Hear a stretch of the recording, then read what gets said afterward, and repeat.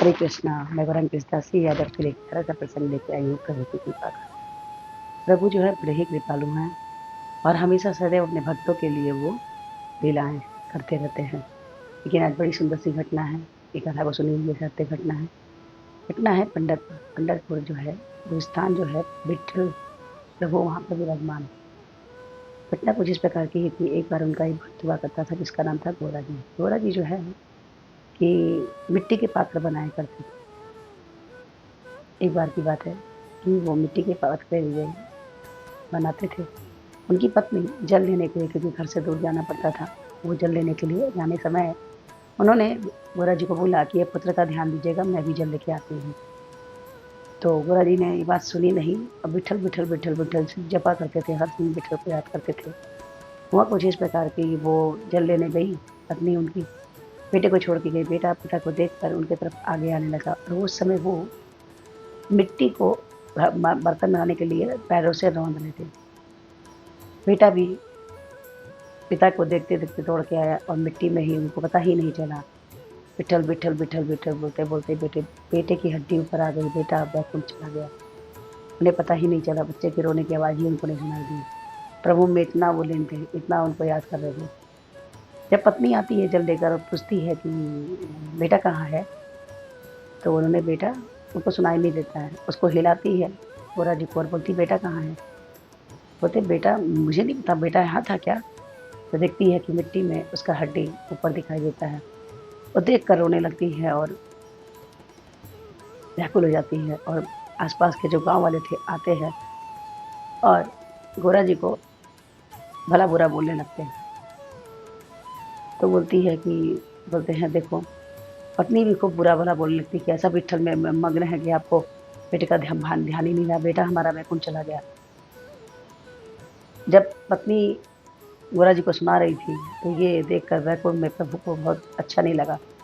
वो योगी का वेश कर आते हैं और आकर बोलते हैं, अलग अलग निरंजन बोलते हैं कुछ। तो गोरा जी की जो पत्नी थी वो साधु को बिना जिवाए, बिना कुछ पिलाए घर से बाहर नहीं जा रही थी, उनका नियम था। तो उन्होंने आसन दिया उनको बैठने के लिए और भोजन की थाली लगाई। तो उन्होंने कहा बेटे को बुलाओ, हम साथ में जिमेंगे। तो उन्होंने कहा नहीं आप आइए, बेटा मेरा भी खेलने गया है, बाद में।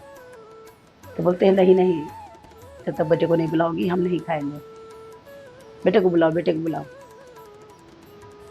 तो कपड़े को खींचती है और रोती रहती है। बोलती है तब तक क्या हुआ कि उन्होंने कहा, बोलता यहाँ तो बेटा पड़ा है, ऐसे करके उन्होंने खींचा और बेटा तो जीवित हो गया।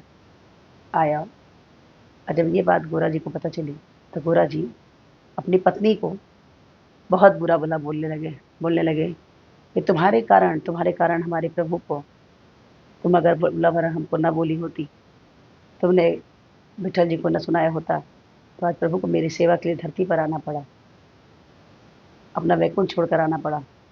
पत्नी को ऐसा बोलकर बोले मैं तुमको त्याग देता हूँ, आज से तुम मेरे माता के समान हो। ये सुनते ही पत्नी गोरा जी की बेहोश जाती है। जब होश आता है तो रोने लगती है और सोचती है किसी और से अगर इनका विवाह किया तो ये अच्छा न होगा। उन्होंने अपनी बहन से विवाह करने का बनाया विचार और अपनी माँ के घर गई और जब बोला कि माँ ऐसी ऐसी बात है, इन्हें इनसे छोटी बहन की शादी कर दी गई। उनकी माता ने अपनी छोटी बिटिया की शादी भी कर दिया। जब शादी के बाद जब विदाई की बात आई तो माँ बोलती है, गोरा जी की सासू माँ बोलती हैं कि जिस प्रकार आपने मेरी बड़ी बेटी का ध्यान दिया, अच्छे से रखा, वैसे ही मेरी छोटी बेटी का भी ध्यान दीजिएगा। ये बात सुनते ही घर जाते हैं और पत्नी के संग कोई संपर्क नहीं रखते।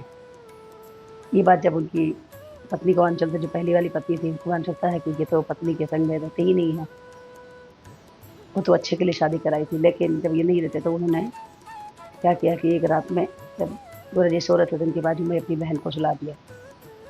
नींद में उनका हाथ अपनी दूसरी पत्नी पर पड़ा और उठते ही वो व्याकुल होकर बेचैन हो गए। बोले ये तुमने तो मेरा धर्म भ्रष्ट कर दिया। उन्होंने अपने हाथों को काट दिया बोला कि मैंने इनको स्पर्श किया है, जबकि इनकी माँ ने मुझे तुम्हारे जैसे रखने के लिए बोला था। ये देखकर प्रभु नारायण जो थे, अपने गरुड़ को बैल का वेश धर कर और अपनी पत्नी को लेकर आते हैं, और आकर उनके यहाँ बोलते हैं कि हमें कुछ कुछ हमारी मदद कीजिए, हमें काम पे रख लीजिए, हमें काम काम की तलाश में हम इधर आए हैं। गोरा जी बोले कि देखिए हम तो कुछ नहीं कर सकते हैं, हम आपको कुछ दे नहीं सकते। बोले हमें कुछ चाहिए नहीं, हम धन नहीं दे सकते, क्योंकि उनकी स्थिति बहुत खराब हो गई थी गोरा जी की। उन्होंने सुंदर सुंदर बर्तन बनाने के लिए बोला कि हमको रख लीजिए, हमें सिर्फ 2 टाइम भोजन चाहिए। विट्ठल जी और माता लक्ष्मी दोनों ही उनके यहाँ सेवा करने लगे। सुंदर सुंदर पात्र बनाने से विट्ठल जी की कृपा से उनके यहाँ पैसा आने लग गया। एक बार जब उनको ये पता चला गोरा जी को कि ये तो प्रभु ही हैं, हमारी सेवा कर रहे हैं, वो रोने लगे। बोले मेरे मेरी भक्ति पर धिक्कार है जो मैंने प्रभु आपको अपने यहाँ सेवा के लिए बुलाया। तो विट्ठल जी ने उनसे कहा कि देखो, मैं नहीं चाहता कि दुनिया में मेरे भक्तों की निंदा हो। मैं भी तुम अपनी पत्नी के संग क्यों नहीं पत्नी जैसा रहते हो? तो उन्होंने कहा कि प्रभु, मेरी सासू माँ ने कहा था कि जैसे तुमने बड़ी बेटी को रखा वैसे ही रखना, इसलिए मैं इसके संग में पति पत्नी वाला संबंध मैंने नहीं रखा था। तो उन्होंने कहा कि देखो, मैं तुमसे प्रसन्न हूँ तुम्हारी भक्ति से, और तुम दोनों पत्नियों के संग में अच्छे से रहो, मैं ये चाहता हूँ, सुख भोगो, सुखी करो। और मैं तुम्हारे उनके ये कृपा से, प्रभु मतलब विट्ठल जी की कृपा से उनका जो है हाथ दोनों सही हो जाता है, और ये पत्नी बच्चों की तरह बहुत सुखी जीवन गोरा जी ने जी। इतने कृपालु हमारे प्रभु हैं कि भक्तों की कृपा के लिए वो बारंबार ऐसी लीलाएं चमत्कार करते रहते हैं। आज की प्यारी सी कथा आपको कैसी लगी? अच्छी लगी हो तो प्लीज़ लाइक कीजिए, शेयर कीजिए, सब्सक्राइब कीजिए। आज कथा के माध्यम से मेरी विनम्र प्रार्थना है कि हमारे प्रभु 4 श्लोक पद में 16 माला जपने के लिए बोले हैं। मंत्र कुछ इस प्रकार से है, हरे कृष्ण कृष्ण कृष्ण हरे राम राम राम हरे। तो एक माला जपी है, अच्छा लगता है, 2 2 से 4 4 से 6 6 से 8 8 से 16 माला पढ़िए। अब प्रभु की विशेष कृपा के पात्र बने, अहेतु कृपा के पात्र बने। तो आज से प्लीज एक माला जपना शुरू कीजिए। हरे कृष्णा, राधे राधे।